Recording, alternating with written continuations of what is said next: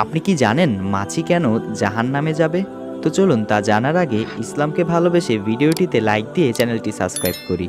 হযরত আনাস রাদিয়াল্লাহু তাআলা আনহু দ্বারা বর্ণিত রাসূল সাল্লাল্লাহু আলাইহি ওয়াসাল্লাম ইরশাদ করেন, মাছির জীবনকাল শুধুমাত্র 40 দিন, আর সব মাছিই জাহান্নামে যাবে, শুধুমাত্র মৌমাছি ছাড়া। হাদিস থেকে জানা যায় মাছি জাহান্নামে যাবে শুধুমাত্র জাহান্নামীদের আযাব দেওয়ার জন্য। একটু ভেবে দেখুন তো, পৃথিবীতে থাকাকালীন আপনার শরীরে যদি ছোট্ট একটু জখম হয় আর তার উপরে মাছি বসে, তাহলে কতটা কষ্ট হয়। কিন্তু জাহান্নামের আগুনে মানুষের শরীর ঝলসানো অবস্থায় থাকবে এবং পুরো চামড়া তুলে ফেলা হবে, আর তার উপরে লাখ লাখ মাছি গিয়ে বসবে, কামড়াতে থাকবে। তখন কী ধরনের যন্ত্রণা অনুভূত হবে একবার ভাবুন তো।